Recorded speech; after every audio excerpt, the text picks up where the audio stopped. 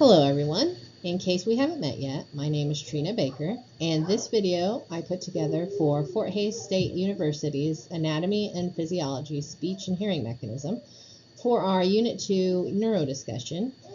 Chapter 8 of our text, Foundations of Speech and Hearing, Anatomy and Physiology, was all about the brain, especially in relation to how the brain works to produce hearing and speech. Since the topic of our discussion is about the lobes of the brain and their function, that will be the focus of this video. Our brains are made up of many components working together. The cerebrum is the big wrinkly part of the brain that most people think about when they hear people talking about brains. The cerebrum has two hemispheres or halves, left and right. The cerebrum is functionally divided into four main sections or lobes, which I have marked on this picture here that was a stock photo that I found. And those lobes are frontal, temporal, occipital, and parietal. And their general locations here, let me bring up the laser pointer.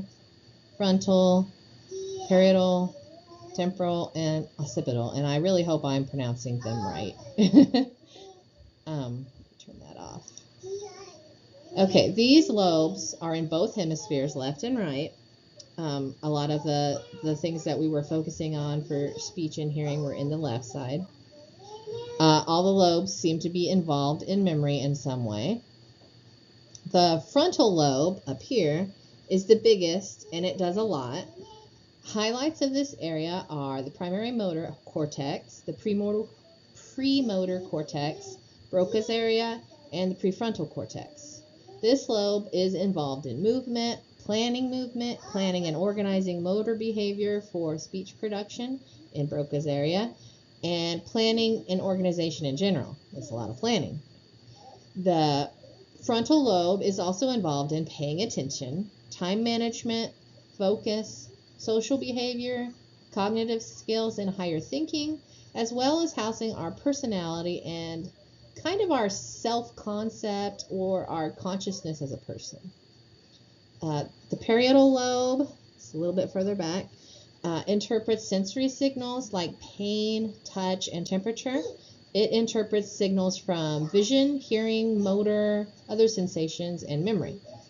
The parietal lobe also helps us to know where our body is and how it's oriented in space. The temporal lobe, which would be on both sides, it receives information from our ears, so it makes sense it's on the side of our head. It helps us hear and understand or assign meaning to sounds. The temporal lobe is also involved in understanding language, particularly in Wernicke's area, as well as sequencing and organization.